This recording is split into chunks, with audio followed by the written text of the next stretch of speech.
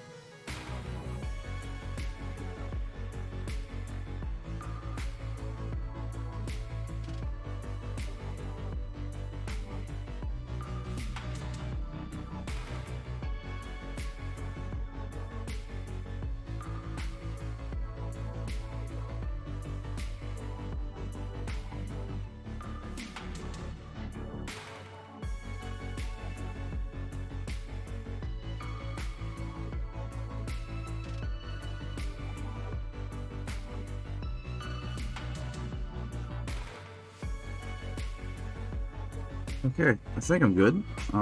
Good morning. For me, it's morning. I have no idea what time it is for you. Good afternoon. Good time zone. Good day. Um, Gonna go ahead and keep working on this lovely. It's not really a lad, but this very awesome Demon Prince. I talked to the client last night, and they are just ecstatic with how it's turning out so far. So I think that means I'm doing an okay job. Um, they did mention that they were a little worried about some of the black smudges, which I get. I think they may have been a little too stark, so I'm going to work them back into more of the pink and the pale lavender. Gonna need to go ahead and paint some fleshy flames on the armor. Well, I think I can do the armor here. I'll have to ask them if they want flesh or flames for that bit. Probably make that a little fleshy. But yeah, things are going kind of swimmingly right now. They've been very quick with responses. It's been a pretty good time.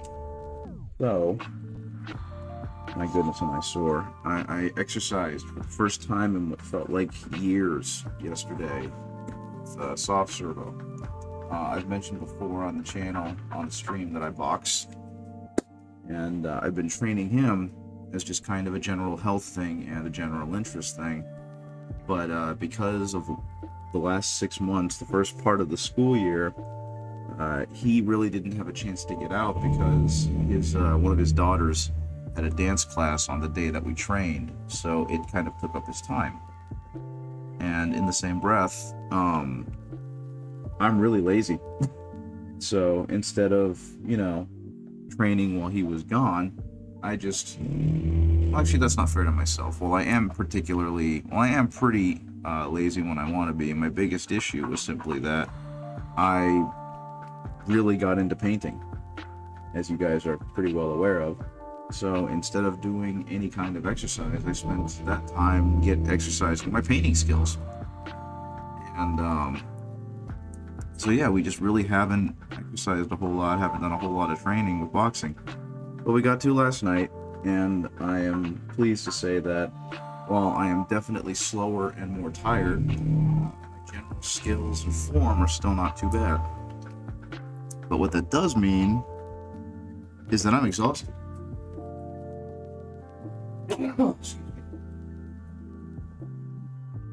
All of my limbs and muscles hurt, but it's the good kind of hurt. It's the hurt of, that's the wrong brush.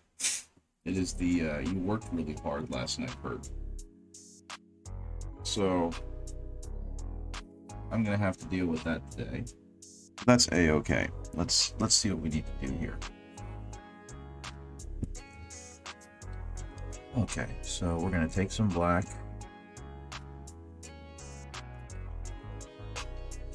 And we're gonna take some purple to remake that that dark purple I was using earlier. just as kind of a base, just one part black, one part purple. I'm gonna go ahead and hit that.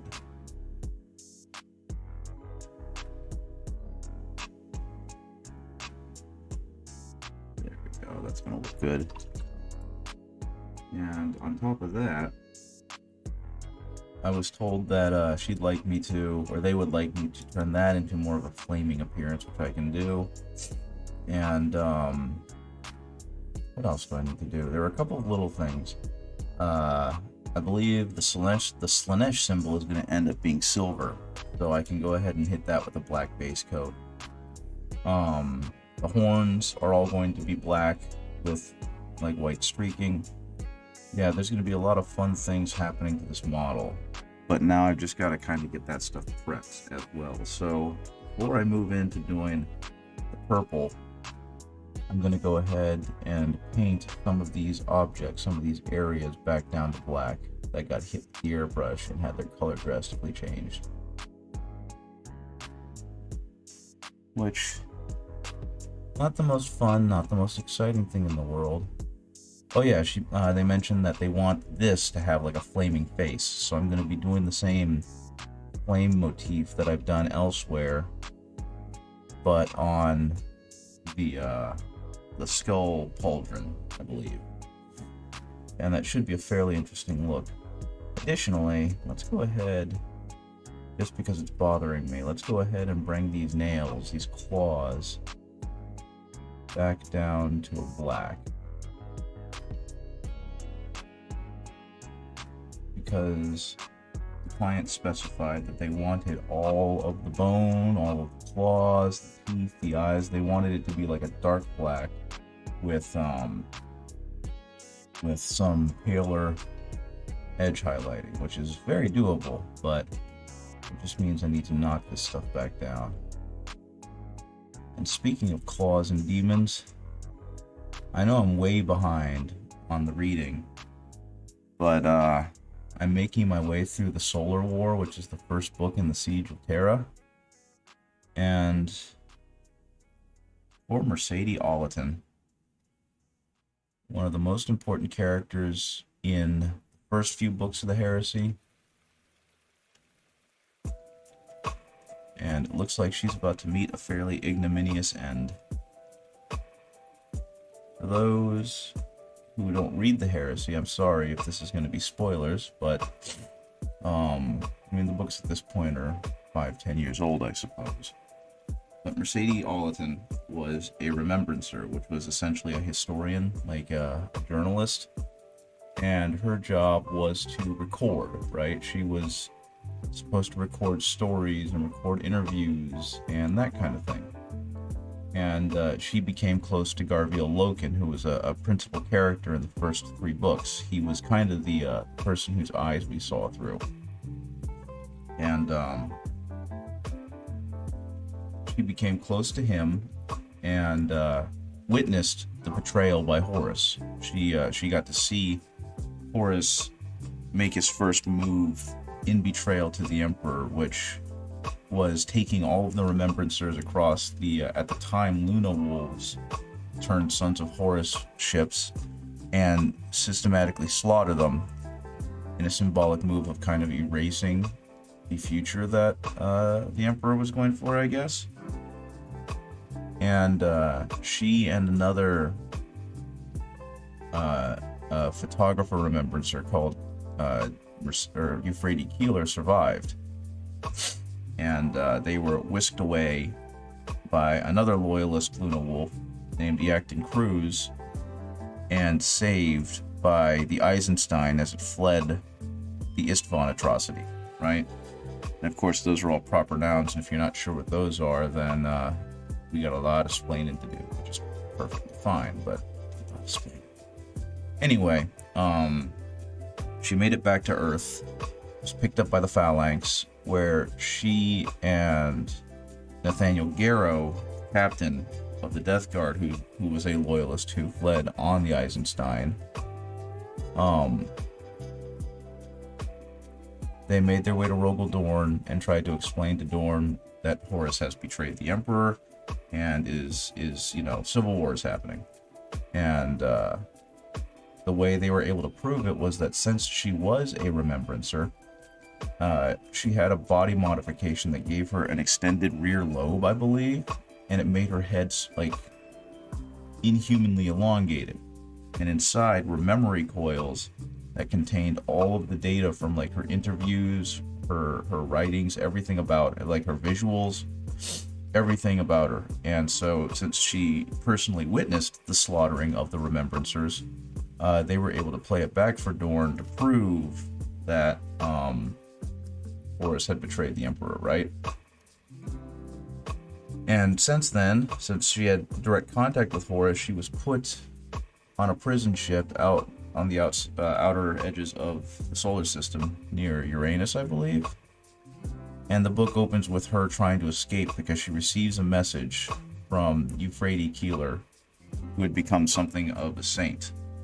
Like, she believed the Emperor was divine, and essentially started the whole cult of the Emperor because of her experiences on with the Sons of Horus, or with the Luna Wolves. But it says, you know, you need to get this message to Rogel Dorn. You'll know what the message is when you get there, but you've got to listen and you've got to do thing. And so most of the book, I'm on chapter 18 or 19 now. Most of the book, at least her arc in it, has been her frantically trying to get to Rogel Dorn as essentially a refugee who has a kill order against them because they were a high-profile prisoner that escaped from a high-profile prison, right?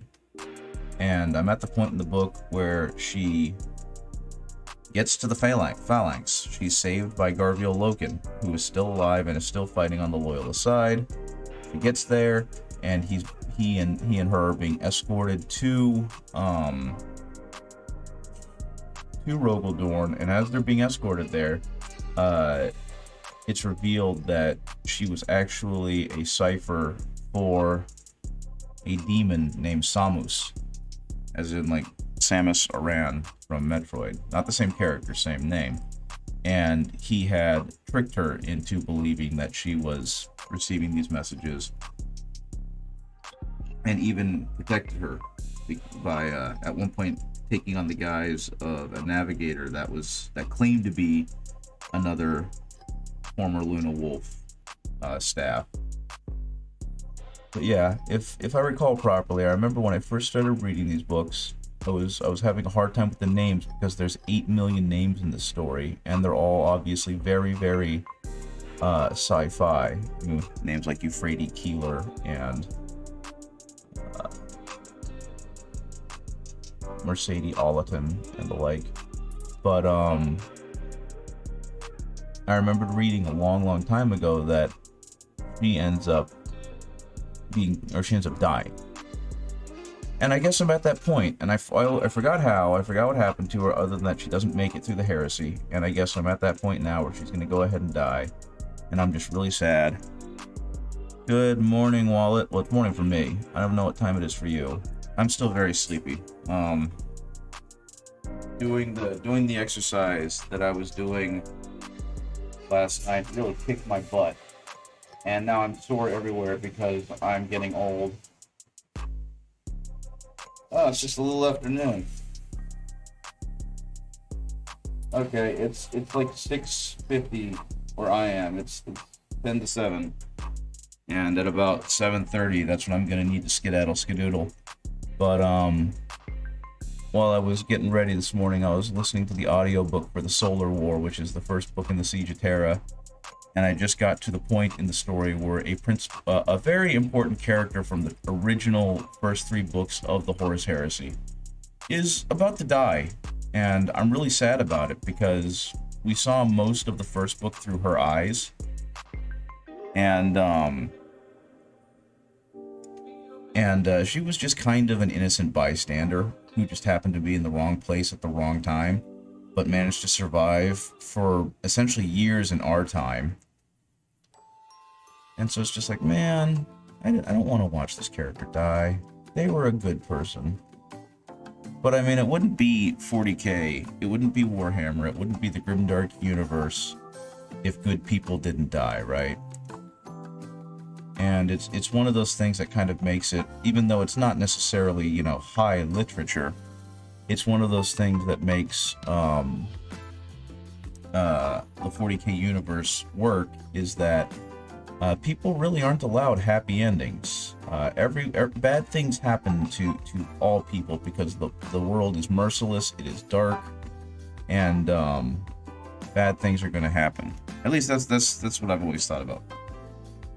And it's been one of my favorite things, was their evolution away from being grimdark for the sake of being grimdark and being grimdark for narrative reasons. Because there are definitely aspects of 40k that are dark and gross and weird that don't need to exist. And then there are parts that are dark and gross and weird because they serve a narrative purpose, right? Like, I don't know if you've heard of the Demon Kielbasa, but the Demon Kielbasa makes everyone mad. No one likes the Demon Kielbasa, which is also not the true name for it. It's known as the Demon Kalaba. And if anyone who knows about it hears that, they'll probably wince and say, we don't talk about that here. I got a beat boop. And some more showcase. That's a pretty good bloody base. If you can, you should find some poor space marine and just like hack him up with a pair of clippers and put him on the bottom. Because what's a good demon base? Made it with the context. You could do me a base with the context of bloody. I mean, that's kind of the beauty of Blood, though, is that it doesn't need to be organized or pretty. And to be honest, the more chaotic it looks, the better it looks, right? Because it looks like the demon really went to town.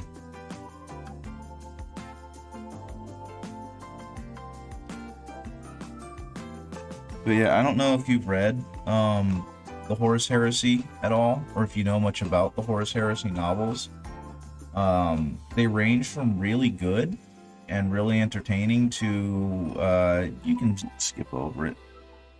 So there's a wide swath of quality there, and none of them are truly bad, but some of them are really stupid. I don't think it's that bad. I think you're just being hard on yourself. I think, like I said, it's supposed to be a corn base, so it needs to be chaotic. It needs to be messy, right? That's kind of what attracted me to painting Death Guard initially.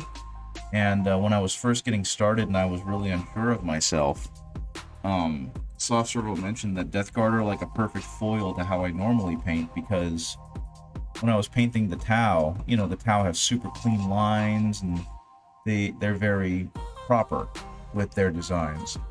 And the Death Guard are very much like, oh, you made a mistake? Well, it's Death Guard. No, it doesn't look stupid. It'll look better. It'll look much more better when you put the model on it and you realize, oh, it makes sense now, because he's covered in blood. The floor underneath him is covered in blood. It's just a bloody good time. So, no, don't be too hard on yourself. It's not cringe. That's also some lexicon I never really got into. I think maybe I'm just too old. But calling things cringe is always struck me as one of, well, I guess it's because I first heard it on the internet, but it always struck me as one of those phrases that was supposed to stay on the internet ironically. Not to disparage anyone from using their own terminology. I mean, that's fair. If you, like I said, you'll feel better about it when you actually see the model on it and you realize how good it looks in context with the model. By itself, okay, maybe it may look a little silly because it just looks like someone threw jam on it. But that's kind of what blood does, right? If you whack someone hard enough and they explode, they're gonna look like someone just threw a whole bunch of jelly on the floor, except it's red and it smells like iron. So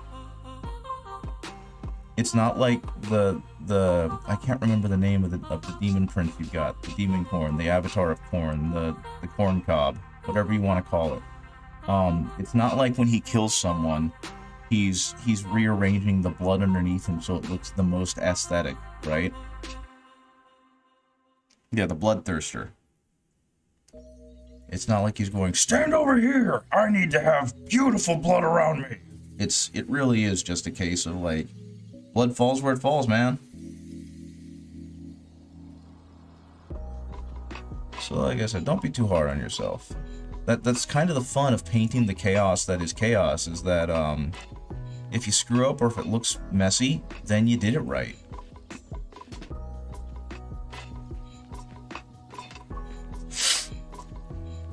But yeah, I'm feeling some kind of way about the Horus Heresy, right? Well, actually, technically, I'm in the Siege of Terra now, but I'm feeling some kind of way about that fiction. I need to write a sternly worded letter to John French or Games Workshop for killing off this character, and congratulate them for making me care, but also be mad at them for making me care.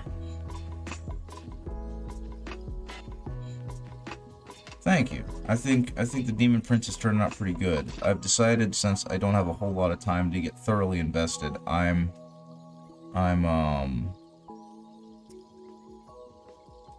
working on some of the other parts. I got in contact with the client, and they're really happy with the progress so far, and they had a couple tweaks that they wanted, which is perfectly fine.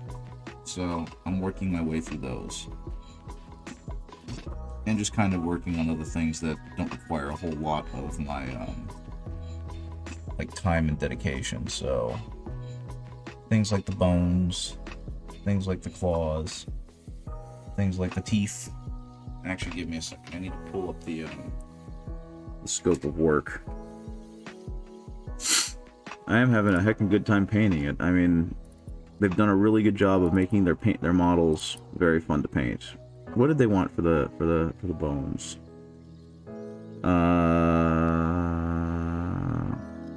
I got the base. Oh, horns, hooves, teeth. Nice black with gray highlights, like how most Slaanesh demons are depicted. So I need to pull up a Slaanesh demon and then be sad that I've got to pull up a Slaanesh demon. And actually, it would probably be better if I looked at Age of Sigmar, because I don't know. I keep looking at Warhammer, or 40k, but I don't know if they're actually playing 40k. So let's find some good claw examples. Slangor, I hate it. Oh, those look really cool. Yeah, let's look at this mask. Old school design going on there. Slaanesh. Do they have any better examples of Slaanesh? Well, they're fiends, but I don't think I can show those because they got Boba out, so I don't think I can have that up there. The Herald of Slaanesh has a pretty good example of claws, and it looks like what they did was they went purple and then white with their highlights, or like a pale lavender. It's already more what you'd done what I expect for 90 bucks. Well, yeah, I mean, I appreciate it, and it kind of is. Like I said, I've gone a little hard, and I really shouldn't have, in terms of how hard I'm working on this, or compared to the price I gave them. But that's entirely my fault. I figured in my brain for some reason that it wouldn't be much more complex than the original Demon Prince. And obviously, I was wrong, but not a huge deal. Like I said, I'll live and learn. And actually, let's. Whoa! Help, police! I'm moving things around too much. There we go. Let's move you up above the image. I just kind of need the bone. They went straight black, and then it looks like they went to pale lavender for the highlights, and then they went like an even paler lavender. So we're gonna go ahead and mix that, because it's definitely not gray. the client mentioned that they wanted it to be just black with gray highlights like they have in the other ones, but it's definitely not gray. Let's mix some of that in there to make it a little darker. Yeah. One part white, one part purple, and like a half part black. Hopefully give me good coloring on this. Okay, so let's go ahead and hit that one again. Yeah, so that looks a little closer to what I'm thinking. But like I said, this is going to be display quality. This is the model that they're going to slam down on the table for their friends to ooh and awe at. You know what I mean? This is not just going to be, hey, I want this ready to go to war with someone. This is, I want someone to be intimidated by this model. So that is the degree of detail I'd like to get while I'm painting this thing.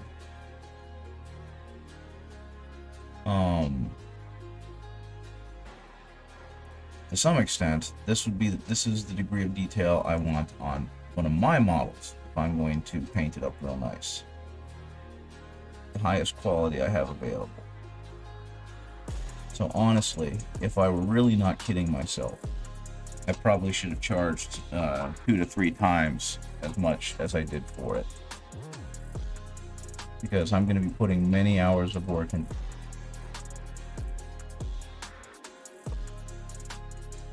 Okay, so there's that.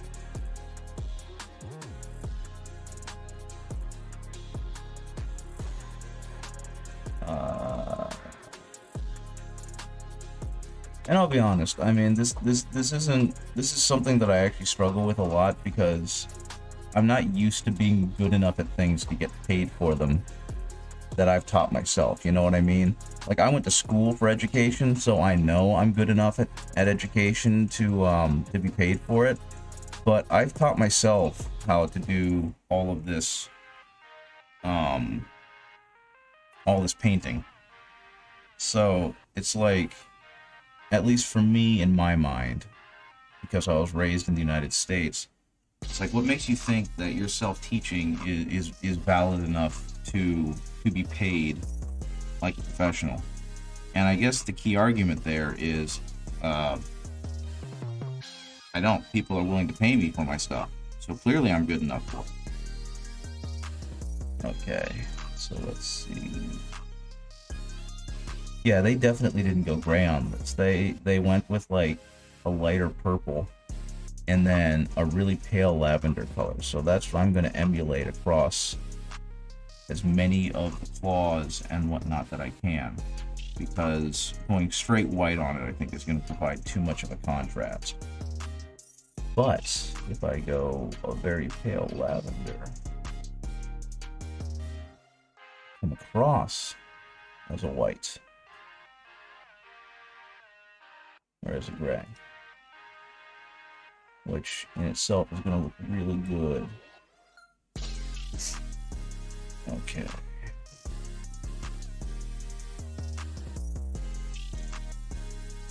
I'm actually pretty excited to paint the face, because the face is, it was decently done with the airbrush, but I'm going to completely redo it.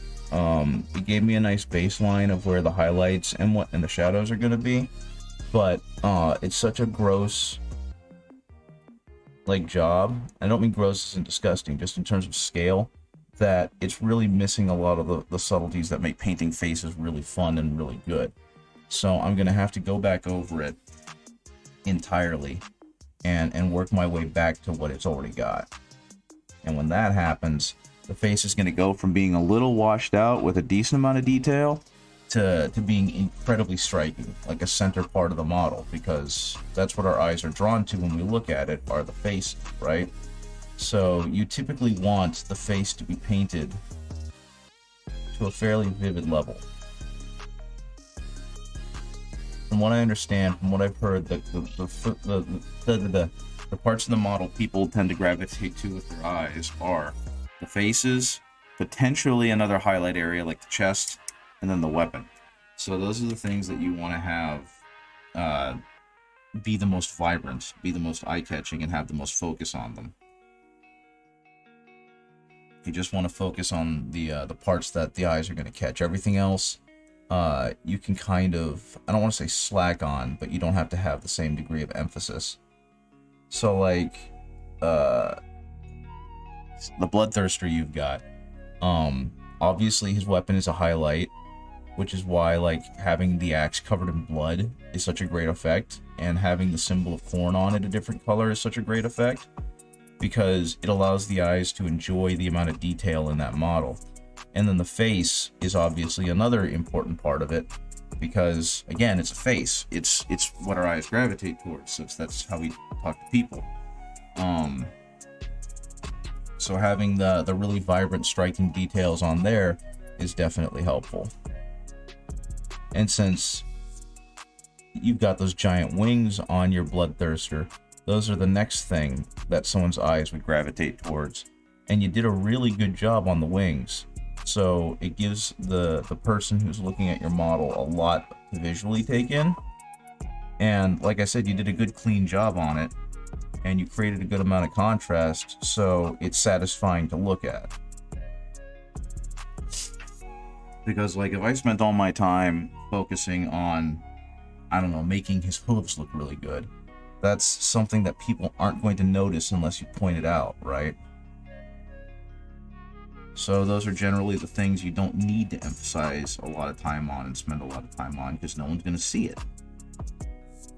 If you want to, cool, but don't do so at the expense of the highlight points. That's my understanding, at least.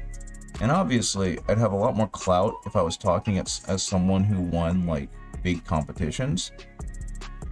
But I feel like I gleaned enough from listening to and watching other better artists that I can say that with some degree of authority, because they agree with me, since they're the ones who said it. Okay, I really like how the claw highlights are turning out. Because, like I said, I think if I just did straight gray, it would just end up being far too like contrasty, and it would be really hard to take seriously as part of the model, as opposed to something that was just painted on. So by having these subtle contrasts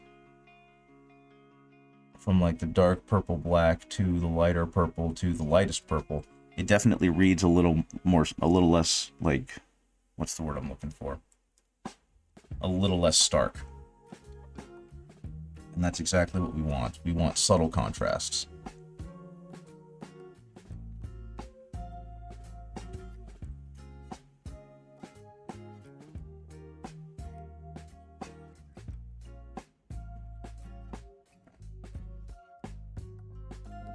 Hard. Smeared it everywhere.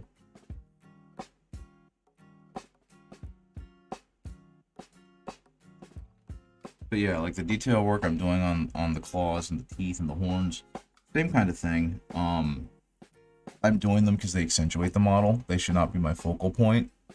So if I were to do the rest of the model to an okay standard, and then spend a ton of time on the claws, all of the good detail would be lost in the mess that is the rest of the model, right?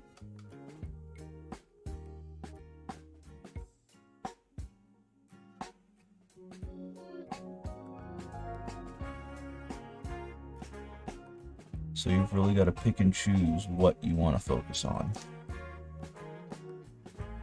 Okay. What else do I need to do? What else? My goodness, they got a lot of...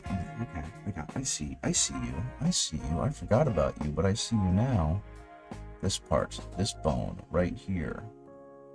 It got airbrushed, and it doesn't need to be. It needs to be a stark black to contrast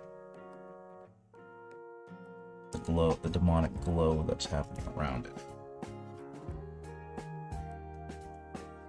And then we're gonna go ahead and hit it again with the dark purple for the edge highlights. given where it is, I think. Wait a minute. Where are the edge highlights on this baby? Well, there are none. It's just a cone. Cones.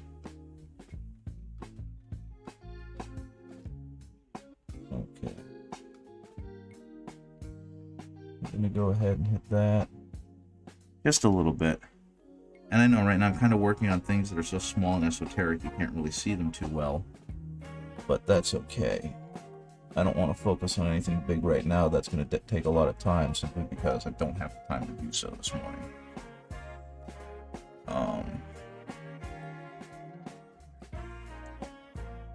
Let's see. We're going to go ahead and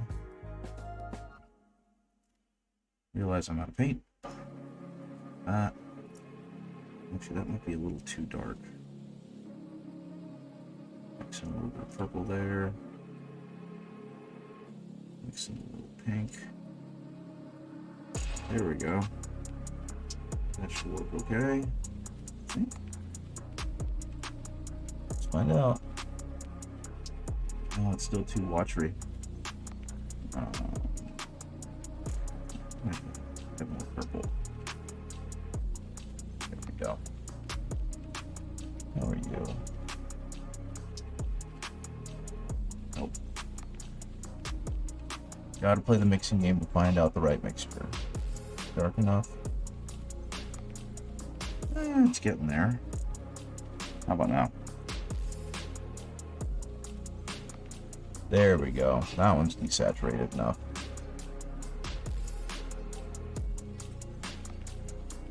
Should they come back in? I did not come back and hit you. I'll come back and hit you in a minute. Right now. Focus. Okay. Whoops. Don't want to hit that. I do want to hit that though. Just very, very carefully.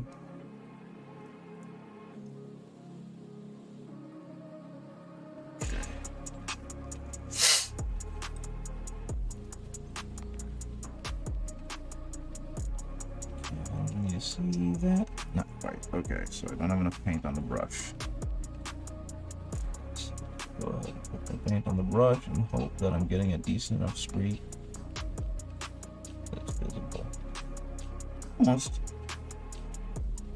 Now again, this one doesn't need to be super visible because it's gonna be accentuated by an even brighter highlight. So as long as it's showing up and I can see it, it's gonna be good. Same thing though, we've got all of these contours that are going to need a little bit of highlighting.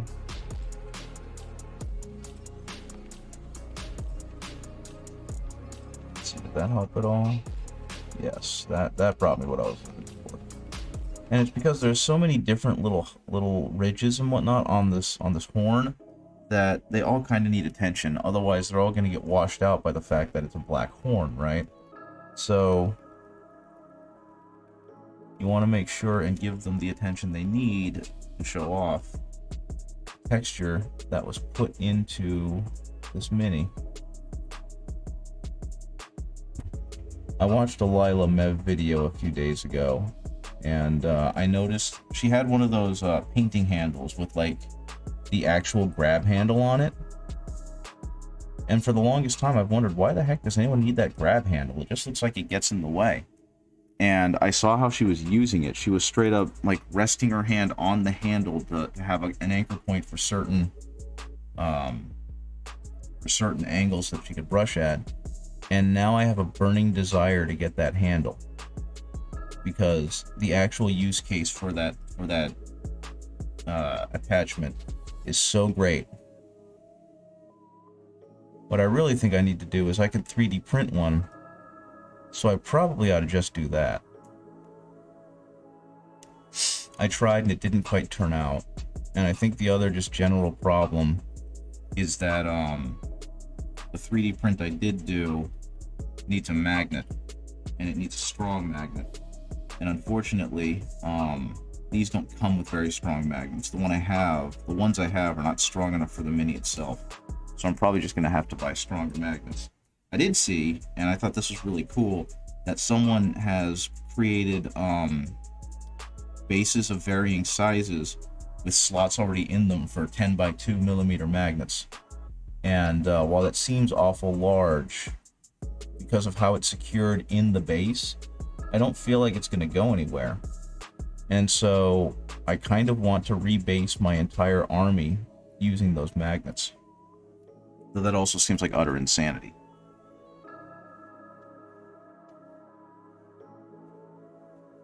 Okay, let's lighten that up and use that. Let's see if I can get it thinner. Yeah, see, like I'm getting to the level of too much contrast. And unless this dries out as a much thinner color, it's not going to look very good.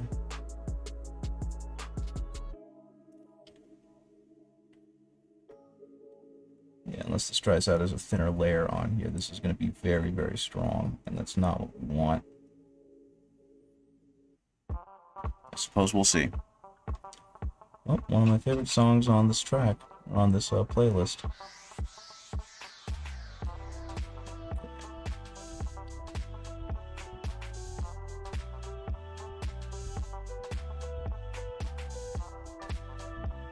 Same kind of thing. Very, very subtle highlighting.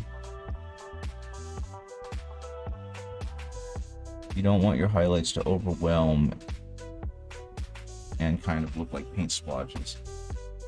Like that one did. Gosh darn it. Okay. We're going to go back and re-hit this entire side. I'm not happy with how that turned out.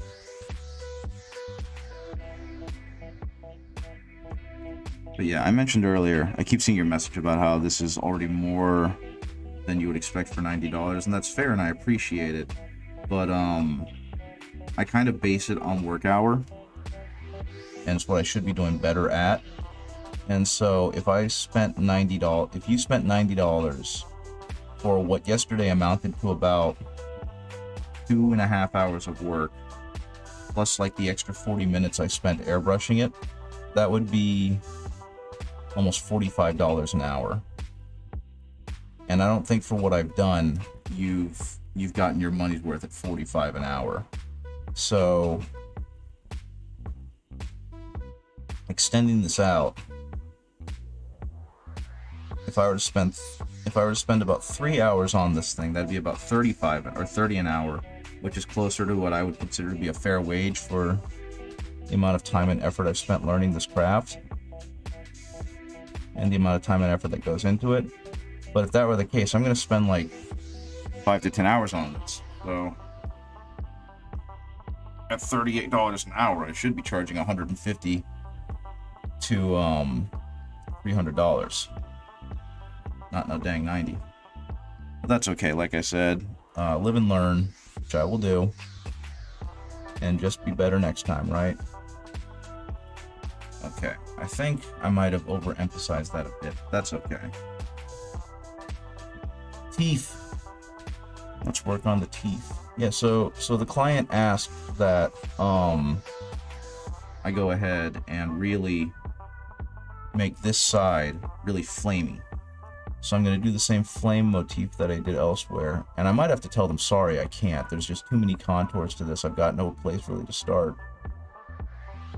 But I suppose we'll see.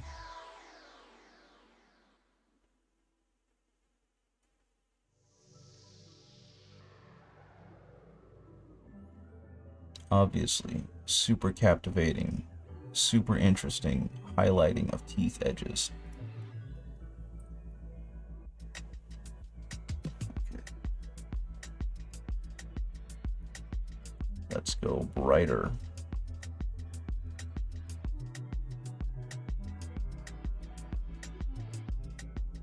And so like I said, this is where, again, not the most exciting thing in the world, not the most interesting, because it's very subtle.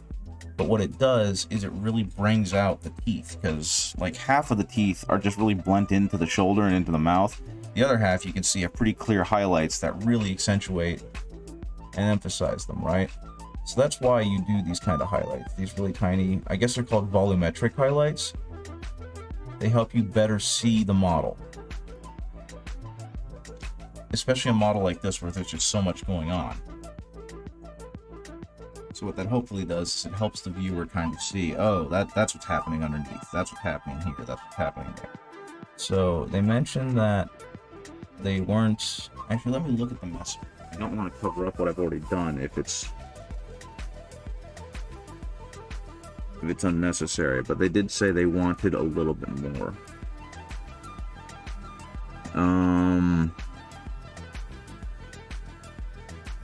Only thing I'd be minorly worried about is some of the darker parts in the center of the flames, but I guess they're there for being worked on later.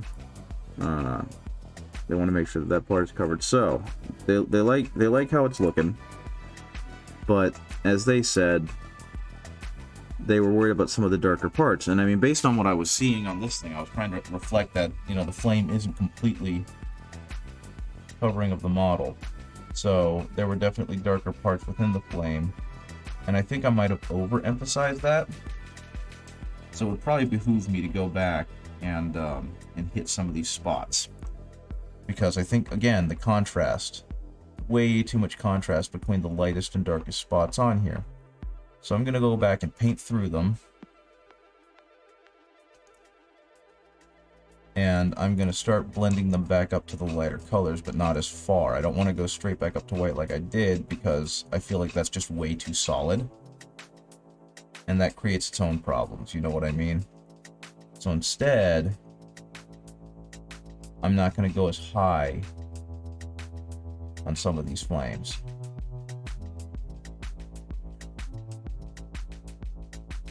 Yeah, like right here, it's a bit much. So those are going to get covered back up.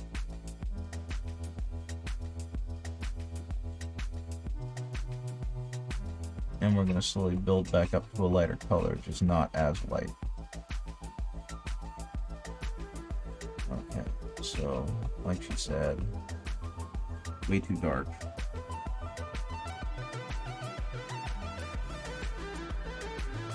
Let's blend that back up into a lighter color so that it looks way too distinct.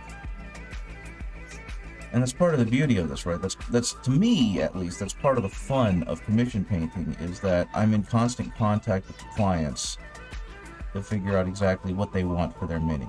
Because having my own vision is fine, having my own vision is cool, but getting to experiment, getting to try these new things, getting to try these paint concepts that I would never do otherwise, is definitely really rewarding. Not only is it going to make me a better painter in the long run, but it also challenges me to paint things I would never paint before, right? And for me, that's kind of the fun of this whole thing, is painting and learning new things. And yeah, I think I agree with her. I think parts of this look a whole lot better without those incredibly glaring dark spots. So we're going to work our way back up a little bit on all of these sections. Really reduce down the dark spots.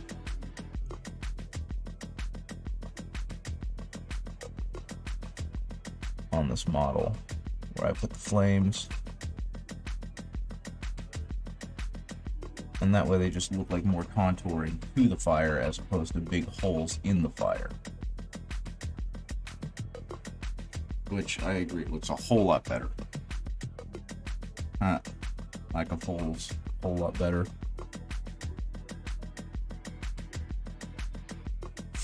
Yeah. Okay, so now that I have a clear idea of where I'm going with this, now that I've had time to marinate on it, and now that I've gotten approval from the boss, go back and fix what needs to be fixed.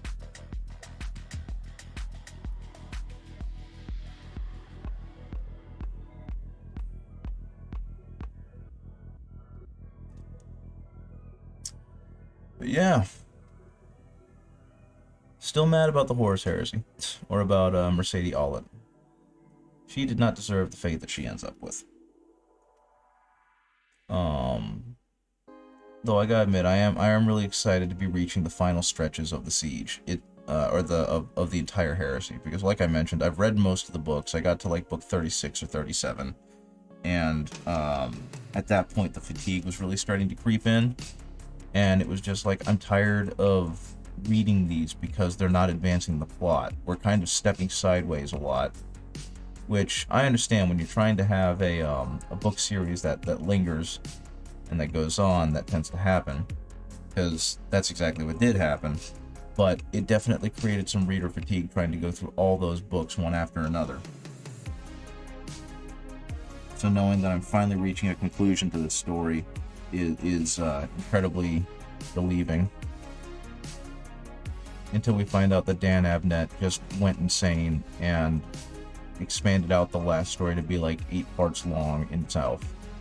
So it's just going to keep going on, and it's never going to end. We're never going to get to see the Emperor slay Horus. We're never going to get to see him interred on the Golden Throne.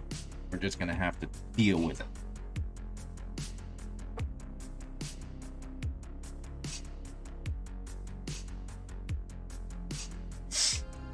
We're going to have some flashbacks to the Solar War and some of the outside systems that end up getting like glossed over in the encroaching invasion. And then I'm going to scream.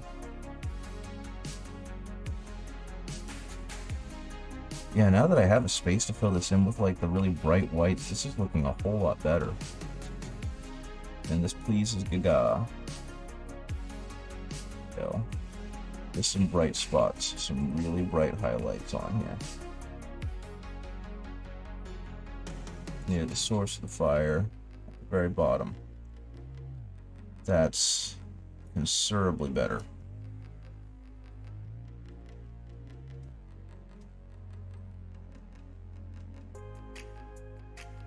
There we go. That fire looks infinitely more convincing now that there's 8 more layers on it, and each one of them kind of fits better.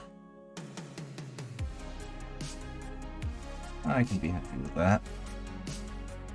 The only problem I'm having right now is this back cap, because there's so much flat area that any mistakes I make really show up. Hopefully when it all dries, the only ones that will know are anyone watching this right now this early in the morning, and me.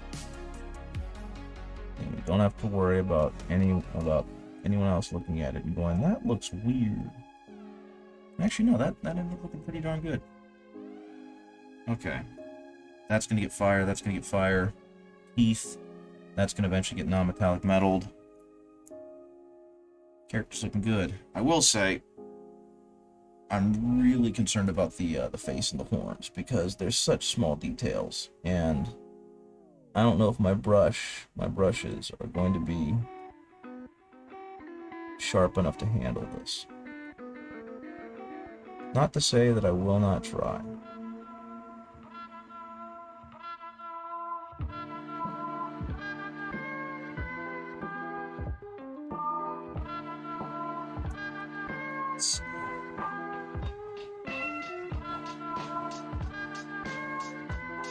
I might have to break out the other fine detail brush to hit some of the stuff, because this is incredibly dark. It's so slight.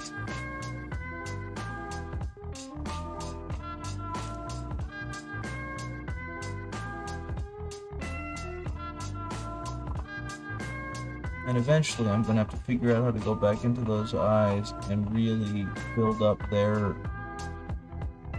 them to a gloss. I think what's going to happen with that is I'm just going to have to hit over with an actual gloss paint, because all of mine are so matte.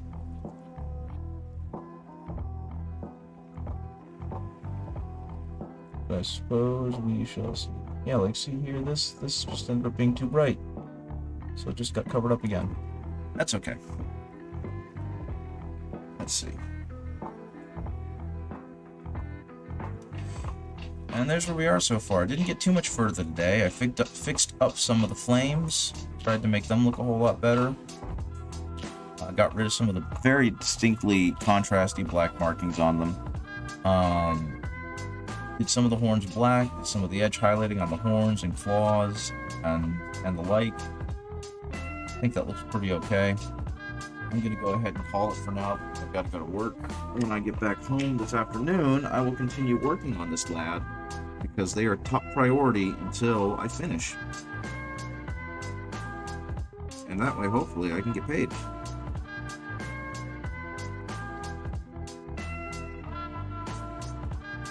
Okay. Right now, sorry, I'm cleaning up my wet palette. I'm a cheapskate who uses the same palette paper over and over again, and I don't trust paint staying on the paper without kind of denaturing, whatever you want to call it, spreading out. So I take it off and then dab it with a tissue so that the paper itself has a chance to kind of breathe. And what I've seen so far is it's done a pretty darn good job of extending the life of the paper. But it feels very extra since this paper is so cheap. Anyway, I'm going to go ahead and head off now. Thank you so much for joining me. Hopefully you had hopefully you got something out of chilling with me this morning. Have a great rest of your day, and I might see you in a few hours. Later, guys. Bye-bye.